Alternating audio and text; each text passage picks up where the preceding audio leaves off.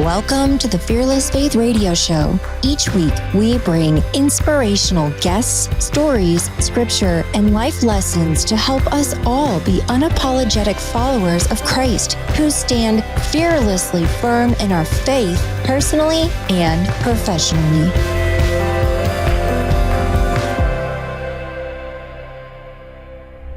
Welcome to the Fearless Faith Radio Show. I'm your host, Mary Grothe, and today I'm joined by a new friend. His name is James Kwon. We were introduced through a mutual friend who works at HubSpot. My old channel account manager, partner, manager, whatever his title is, his name is Charlie.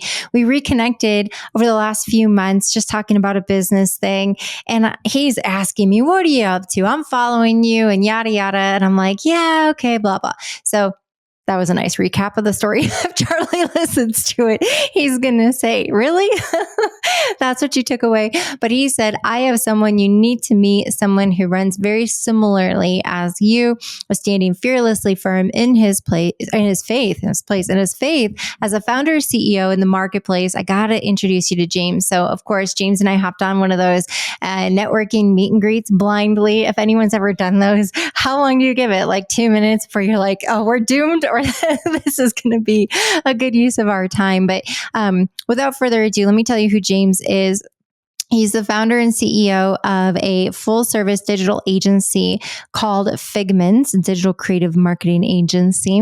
And he loves HubSpot. So do I. Yay. But over the last decade, he has built a multi-seven-figure agency that helps businesses see their full potential in an ever-growing digital landscape. The process starts with crafting the right brand story, which is critical, telling the story digitally on the web, and creating a predictable system that drives results. James hopes to infinitely expand understanding of creative territory and transcend the boundaries of the normative world of design. Whatever the heck that means. He wrote that in there. He wrote whatever the heck that means. So I feel okay saying it. James is going to tell us all about it. James, welcome to the show. Mary, thank you so much for having me. I'm so honored to be here. And I love your show. I love this topic. I love introducing faith as an essential ingredient into business.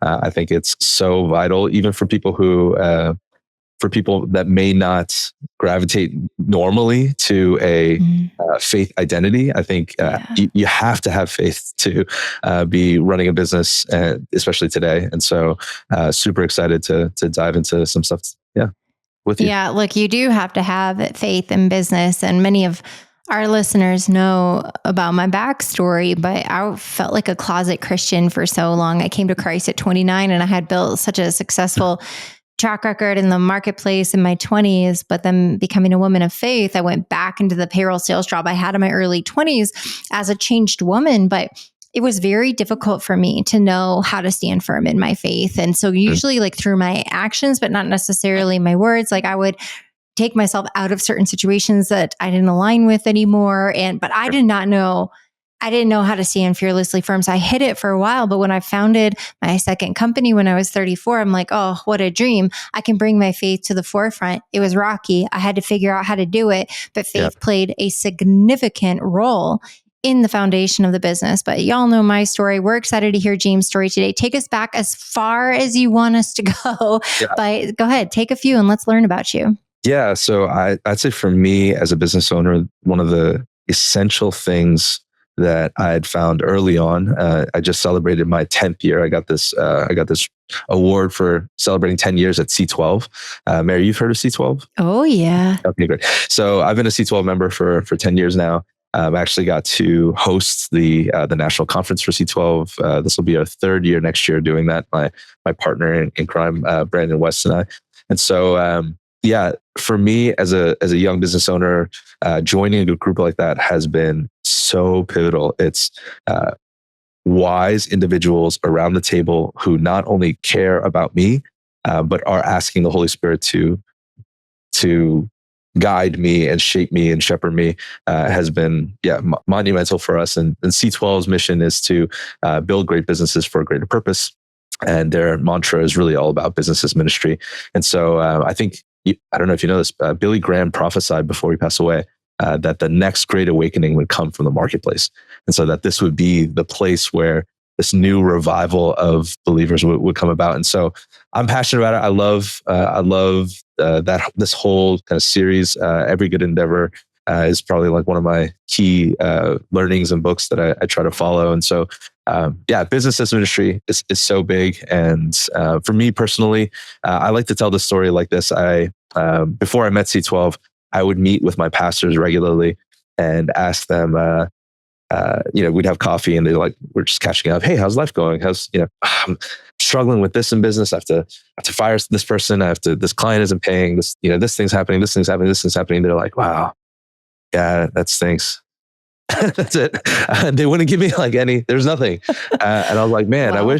I wish you knew something about business. And they're like, well, is there a Christian business owner that you could talk to? And I was like, do you know? I live in New England. And so this is this is a dry area. And so we don't have a lot of believers. Actually, for any of your listeners who are interested in doing ministry here in the States, Providence, Rhode Island, and New Bedford, Massachusetts, like very close to each other. We have fewer Christians here than the 1040 window. So the 1040 window is about 1.9% believers. We have 1.7, 1.8% believers. And so this is absolutely mission field. And so, I didn't know anybody. So I was having one of those meetings. It was like the fourth or fifth meeting like that. And one of my pastors at the time said, oh, you should check out this group, C12. And then just hit it off. So it was fantastic. I love hearing that. I also felt similar when I was starting my company. Now, that was 2017, the end of 2017. And I didn't learn about C12 until I was closer to exiting my business. I had heard of groups like Vistage, but that's not a faith-based organization. And by the time I had heard about C12, I was already part of a CEO mastermind type group. And that takes a monthly membership fee. It takes a lot of time, energy, and investment. I had made a commitment there, but my heart really was longing for more of what does the Bible say? What does the Lord say about how to run this company? And, one of the biggest things that my heart struggled with, I shared this with you when we had our little meet and greet, was as a lover of the Lord and a furtherer of his kingdom, it was very difficult for me to take on clients when I was running my company who didn't love the Lord, didn't have a business model that was honoring people. Let me just break it down for you. I used to own a company where we were fractional revenue scaling experts. We'd go on contract for a year. For the first 4 years of operating, we had a 100% success record of doubling and tripling the size of the clients that we had within a 12 to 18 month period. Our clients would pay anywhere between $250,000 to $500,000 for our services. In return, they were adding millions into top line revenue, and a lot of that was very good, profitable revenue for them. This was like legacy building work, and many of our clients had some level of faith or belief or had a really good product or service, but a good carve out of them did not. And a good carve out of them were bad eggs. They were jerks. They were a-holes. They were worshiping money and fame and recognition. They would be willing to scale their company faster than their team members could keep up with it. They were fine burning people out. There was a lot of toxic culture in hyper growth because growth can break companies. And we were the ones bringing in the growth. There were several times when we were advising on the full customer lifecycle and every person in the organization to say, if you're going to scale this company, you have to do it in equal parts. We often found a lot of these founder CEOs were prioritizing whatever they needed to do to get their next round for investment, and just it didn't matter. I remember when I got close to resigning from the company and selling the business, my heart was broken and shattered over and over and over again by my clients. And in the end the market had turned, revenue became difficult. There was no grace. There was no mercy. They saw a big contract with working with us. A lot of revenue leaders in that time, not just mine, became available in the market because revenue became hard. Revenue leaders are expensive. And so a lot of companies cut back and all this. So when I went through all that and saw all of that, I just said, if I ever got into revenue consulting again, I can't, in my good conscience, work for a company or scale a company or provide services for them if they in a way aren't a kingdom company, or even if they're not, like their product or service is pretty run of the mill, are they furthering the kingdom in how they love their people, treat their people and their customer? Like, are they doing remarkable work in some sense? And it was interesting for me as a takeaway that I think what really killed me the most was that I was doing all of this revenue scaling work for people that I was honestly ashamed that I helped make money. And so you're in a digital marketing creative agency world. You work with HubSpot. You help organizations grow. You do absolutely impressive work. Thank you. What is your filter process? I mean, where do you see, hey, through my work, a lover of the Lord, standing firm in my faith, how does that get infused with the work that you're doing? Yeah, so interesting. That reminds me of Daniel, and in the Bible, he was King Darius's right hand person in the government, and not necessarily he's kind of an outcast in that world. Like nobody really worshiped God around that time, and only Daniel did. And so Daniel drew the line and said, "Well, I want to work my hardest and do my best to serve the person who is in charge, even though they're not 100% related or 100% aligned with where I am and what I want to do, but I'm going to serve and do my best." But when things started to cross the line about praying to other gods, praying to false gods, having a specific diet, etc., Daniel drew the line and said, "I'm not doing these things," right? And so he set some boundaries for himself. I think for us, it's similar in that we want to do excellent work regularly, and we want to serve whoever we have the chance to serve and love them the best that we can.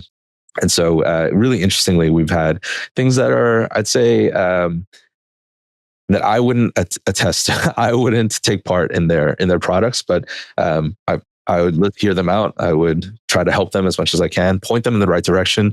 Ultimately, if it's a violation of our core values or our own mission, then I might point them to a different place. A great example of this is early on in our career, we've always been pretty kind of open with our faith, and I think more so today than we were even in the past. But we've always had, in our portfolio, we've done a lot of work for churches and things like that.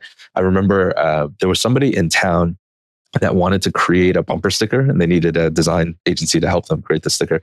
And it was, those there's those bumper stickers that say instead of like the faith fish, there's like a Darwin fish or something like that. And so they wanted to create this like other bumper sticker that was you wouldn't put it on your car if you're a Christian. And they knew that I was a Christian. Yeah. And I said, and really interestingly, this guy on the phone, he was aware that I didn't believe what he believed, but he knew that we did great work. And so he wanted to talk to me about it. And I did my best and just to kind of help him and, point him in the right direction, tell him like what resources that he would need to find. And he said, he was so ashamed of telling me the project. He was like, I don't know if you're going to even like this. I'm so sorry. This is going to offend you. And I was like, no, tell me, let's talk about it. Let's have that discussion. And he's like, okay, it's this. And he's telling me, he's like, again, I'm so sorry.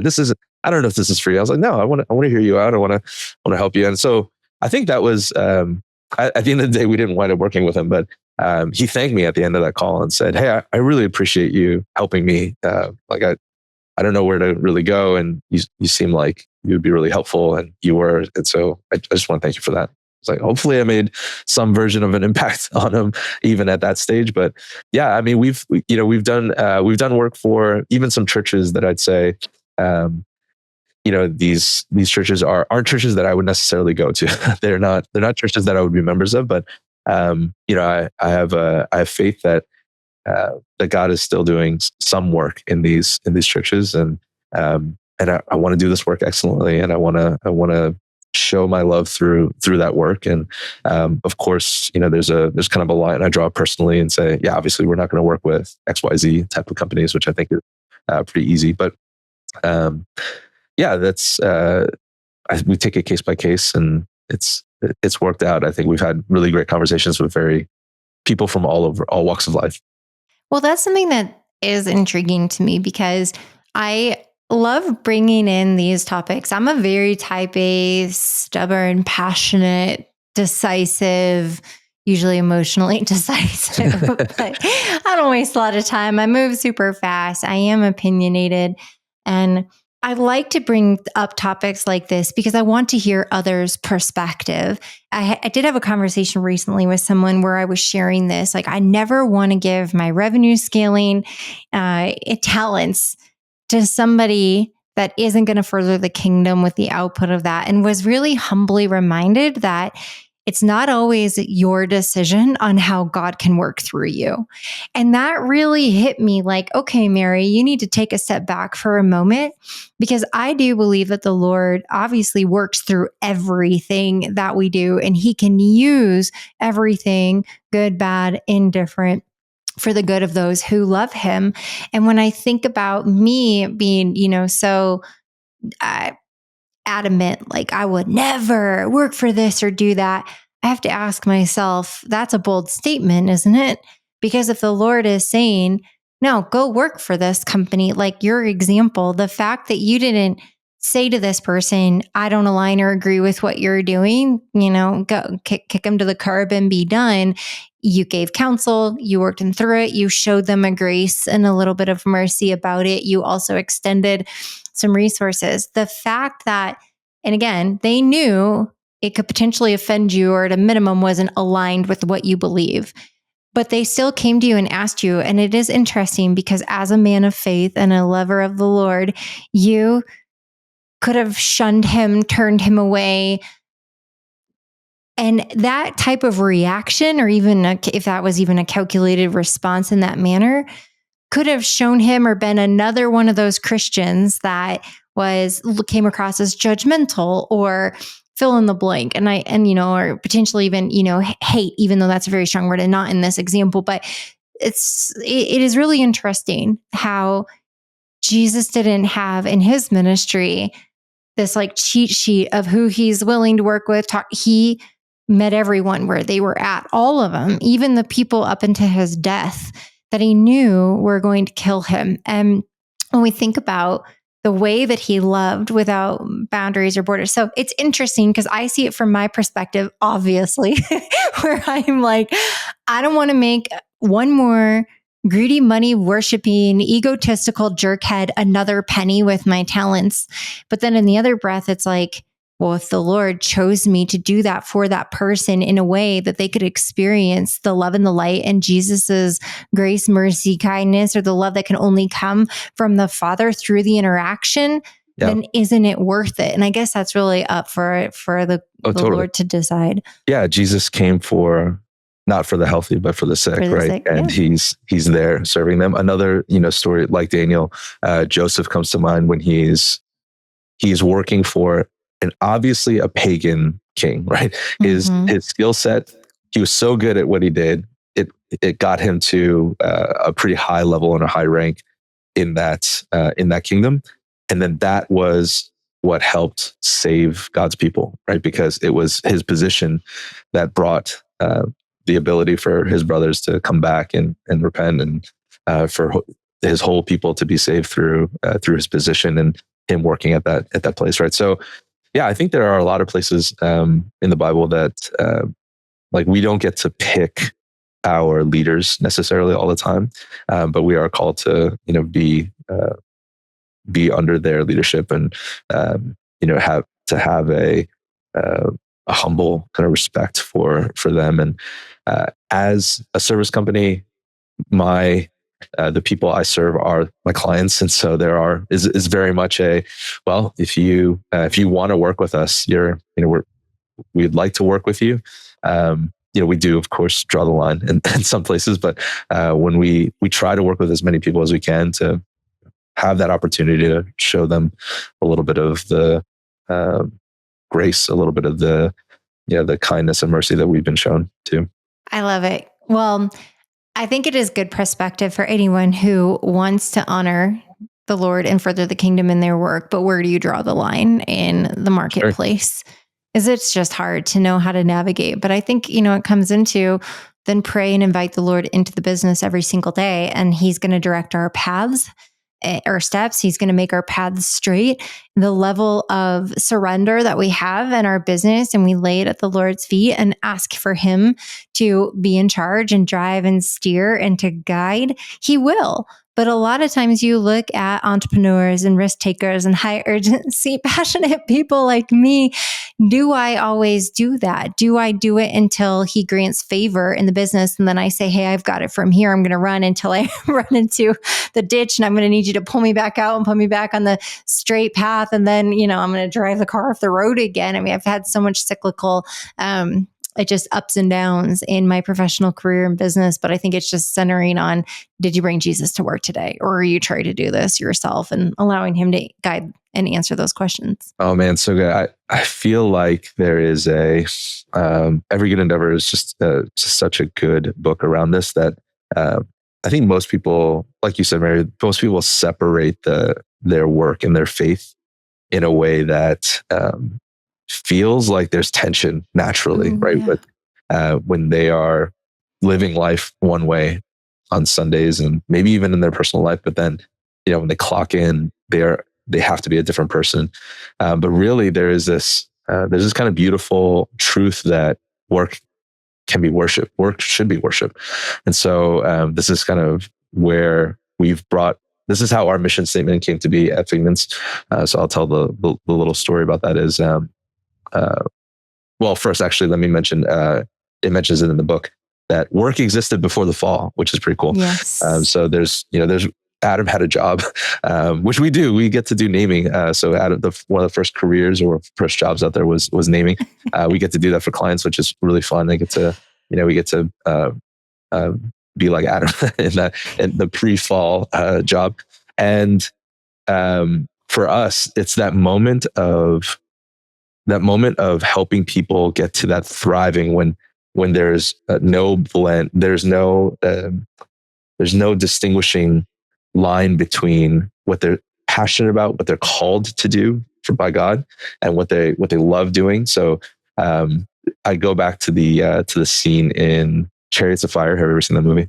Chariots of Fire. Oh, I mean, years ago. I feel like when I was a child, maybe it was on TV, because Yeah. I know the theme song.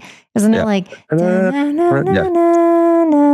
That's it. Yeah. Okay, yeah, but I have zero idea what the movie's about. So it's about two Olympians who are runners, and one of them is running to like win the medal, basically, and just kind of ignoring personal relationships. And the other one happens to be a missionary, and he refuses to run on Sunday because he drew the line there and said, I don't feel like I should run.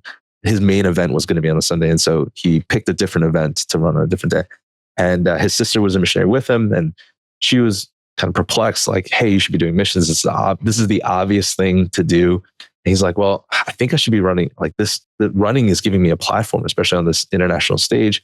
And they're kind of walking, just having this discussion. She says, "I know how badly you want to win." And he says, "Whoa, whoa, whoa!" He stops in his tracks and goes, "Whoa, I'm not running just so that I can win. I'm running because when I run fast, like I feel God's pleasure. I feel like I'm doing the thing that He built me to. He made me fast. When I run fast, I feel God's pleasure." There are so few people who get to that state that live in the pleasure of God the way that God has made them. And so that's our mission, is to help people thrive. You mentioned it as getting to see their full potential, and that's true. It's helping every individual feel alive in their calling that God has given them. So that's kind of where we believe we can do that through the Catalyst of Business, and through marketing, and through growing businesses and helping people start businesses. And that's how we do it. Oh my goodness. I love it. Yeah. That is a great North Star. Yeah. And where can you fail in that as a business model? I mean, that's rhetorical. There's lots of ways that you can fail in business, but when Sure. you have something so sound and so clear and so pure, I mean, I'm sure your team is grateful for that.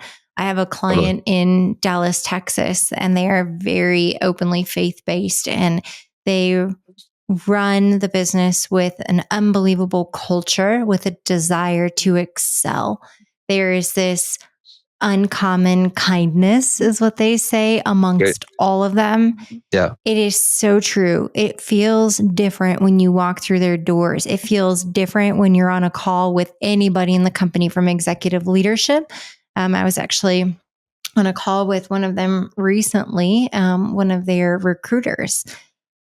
And I just felt the love and light talking to her in the way that she was attentive and cared and served and that. And I'm thinking, this young woman is simply working to fill a position, but I could feel that energy coming off of her. Like it was just so genuine. I'm like, she loves her job. She's so happy. And she was excited to care for me today to serve this client. Like it was just incredible. I think bringing the Lord in like that, having the core values and being centered on the truth is just such an incredible foundation for your business and being able to build from on top of that. I have to lead us into our break. We have a couple of sponsors that we want to highlight. It's a short break. On the other side, I want to dig a little bit more into the work that you're doing and also ask you the question we ask every guest, which of course is going to be your advice on how to have fearless faith. So we'll be back in just a moment. Every leader must learn how to connect with those that follow. Your story is the proving ground for real content that connects with your audience and moves them to action. Creator Spark is a proud sponsor of Fearless Faith Radio. To claim your free leadership content strategy session, visit creatorspark.com/fearlessfaith. Welcome back to the Fearless Faith Radio Show. I'm your host, Mary Grothe, and today we are interviewing James Kwon. We were introduced by a mutual connection at HubSpot. This is a 10-year founder, CEO running an incredible digital marketing agency. He's played a lot in the realm of C12. He loves the Lord. He brings faith into his business. I want to keep our conversation going. So I want to ask you a question just around your origin story of getting into entrepreneurship. I would just love to hear, what were you doing before founding this and what caused you to take that leap of faith? Yeah. So I don't know how far back to go, but I'll talk about my faith journey as a young person, just always fascinated by entrepreneurship, always fascinated by growing and making things. And I used to write poetry for guys and sell it to them so that they can give it to like their crushes and things like that. And my parents were business owners. They had a very stereotypical Korean fruit and vegetable store in New York City, and I watched that business really dwindle and go down to zero. And God kind of took that business away from our family. And I remember having a financially stressing time in our family. And I remember I wouldn't have called myself a person of faith at that time, but I remember going to church with my parents, and I remember seeing them put more money in the basket. And that was just such a bold move, right? For us not having any money and just watching my mom put more money in the offering plate and just thinking like, wow, that's different. Why would she do that?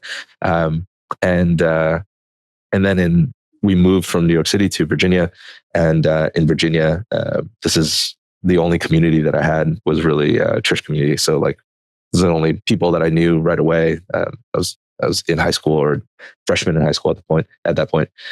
And I remember feeling like I was faking this Christian life. I could fake it pretty well because I had been to church before and I was faking it a lot. And I went on this mission trip, and I remember kind of this moment of feeling like a total, what's the right word? Fraud. Feeling like a fraud and not deserving to even be near God, right?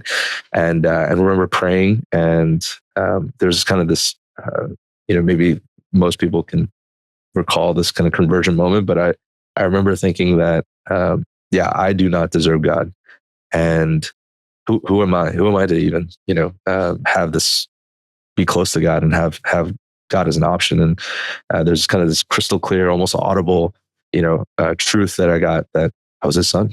Like, I love you because you're my son. And that kind of broke me down. Like I felt the weight of sin freed from the weight of sin because I was called his. And so he had brought me on, and that kind of moment started this chain reaction in my life for having this, I'll call it supernatural faith, because I don't think of it as my own, but this relying on God in all sorts of crazy circumstances. So from 3 years later, losing my father, I was 19 years old. He passed away, and that moment was just so different, having God, at my side. To a few years after that, being in prison for sharing the gospel, and then feeling like I would lose my life, and to feeling like my business would go under and not have a business anymore. Each of those moments, there have been these pivotal times of just surrendering, realizing that yes, indeed, God is real. He is in control. He loves me. I'm his son. And that faith has helped me to give it all up. And I don't take any credit for any of those things, because it really does feel like, yes, it's when I let go, that's when God kind of proved himself to be faithful, and to be the one faithful, and to be bigger. And has done some amazing things, and we've kind of progressed to where I'm today. And I try to live every day in recognizing that, yeah, it's all his, all of it should be surrendered. Nothing is mine. And that helps me. It pushes me. And yeah, I think that's kind of where powerful testimony. You said you try every day. Question for you. What are common distractions, triggers, or derailers for you? Have you been able to pinpoint or find any?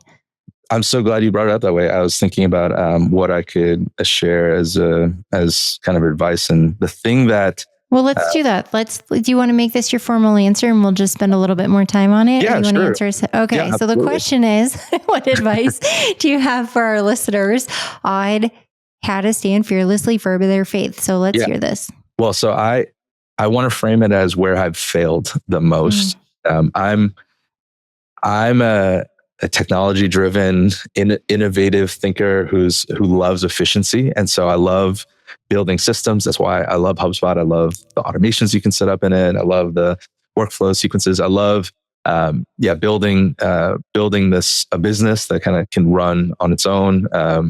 Hopefully more without me in the future. So I love that so much that I realized when I had been meeting with people, especially my leadership team, I would try to make even those meetings really efficient.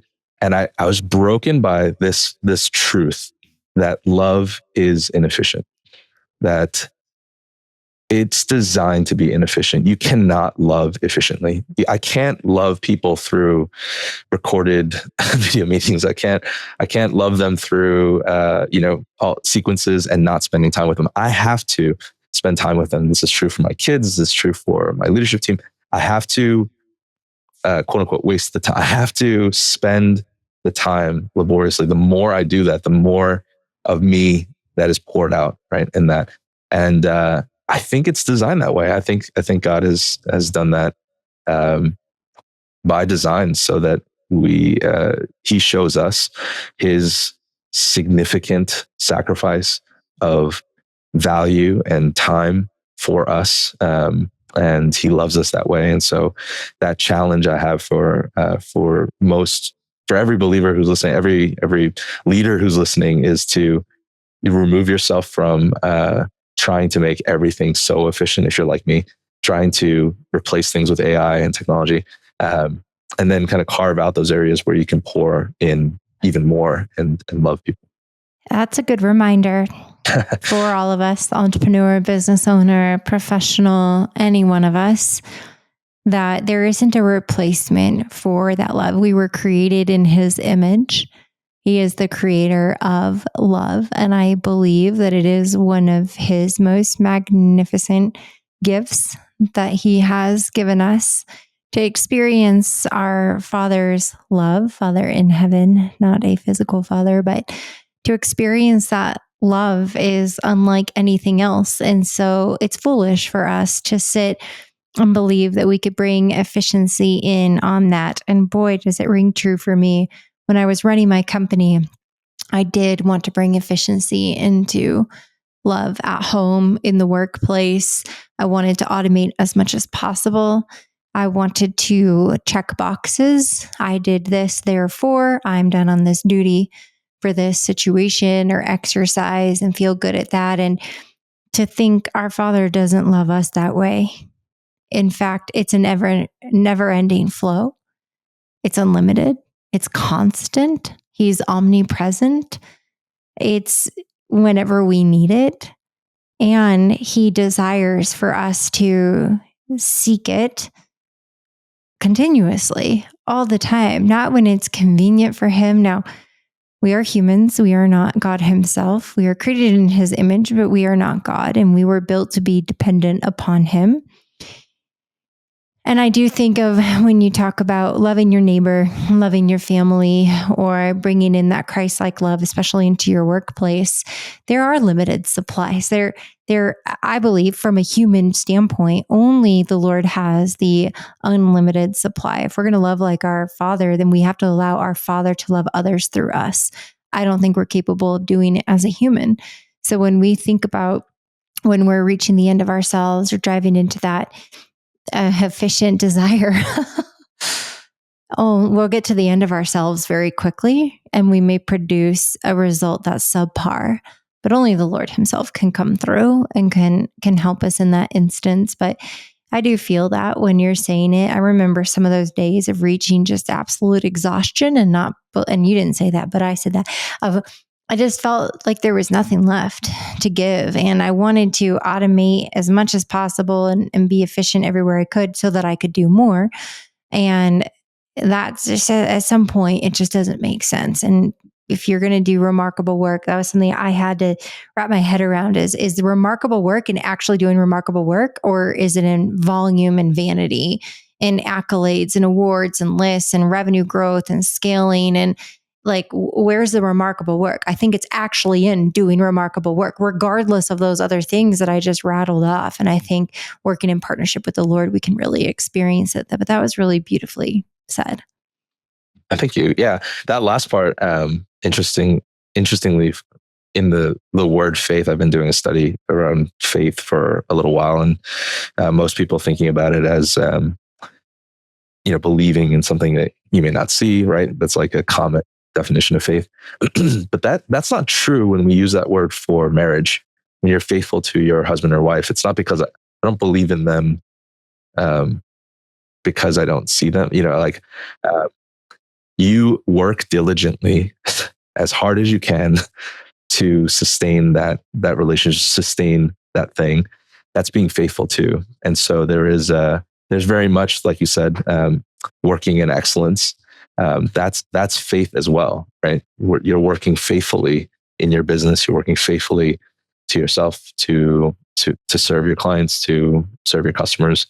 There's very much a faith needed to do that. I agree, and that is also beautifully said. It is interesting when we think about what it means to have faith in the different areas of our lives. How is the term defined? We can't physically see a God. We can't see our future. We have faith in things that we cannot see, but we know, we trust, we believe. But when you do talk about faith in things that are a little bit more tangible and visible, I think looking at that definition, but one of my favorite words in the English language and also with as it's defined in the Bible is the word hope, which in the English language, a lot of people will say hope as in a wish. But biblically speaking, the word hope is with expectancy. And I find it to be a word very similar to faith, where it's just non-negotiable. There isn't even an entertaining of an alternate existing in our mind. And when I use the word hope, and I do often when I'm talking to people, maybe some people are getting annoyed with me when I say it, but almost every time I say the word hope, I follow it up with saying, for the biblical definition of expectancy, I hope. And then I finish my sentence with what it is. And I think it's important in declaring what that thing is coming out of my mouth. But anyway, really beautiful conversation today, James. We're just about at time here. Is there anything that you didn't share today that you were just dying to make sure our listeners heard? No, this is great, Mary. I really appreciate you having me. And yeah, I would love to have future conversations here or with your listeners if they want to reach out to me. I think they may see my email address here, but it's james@figmints.com. Fig like the mints, like the candy, MINTS. So they can always reach out to me. Love to continue conversation one-on-one or have them join one of our mastermind groups where we get to discuss business, technology, marketing, growth, scaling. I love it. That's james@figmints.com. FIGMINTS. .com. Okay, I got it right. Awesome. And you're on social media as well, so people can look you up and connect with you there if you take connections there. Do you take connections on LinkedIn?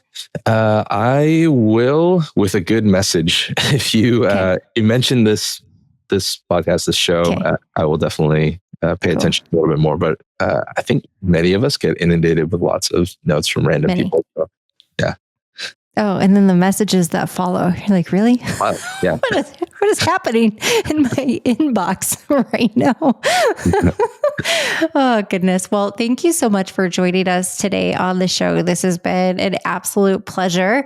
And I'm going to officially sign us off. So thank you so much for joining us today. Thank you, Ray. Thanks, everyone. And for our listeners, I just want to remind you, if you like today's episode, we love for you to share it. We're still in our first year of being on air, so it's extremely meaningful when you can rate us, subscribe to us, review us, share us. Every little thing helps. So thank you all so much, and we will see you next week. That's it for today's episode of Fearless Faith. Be sure to connect with me, Mary Grothe, Grothe, on all social platforms, and to learn more about my keynote speaking and other ways to work with me at marygrothe.com.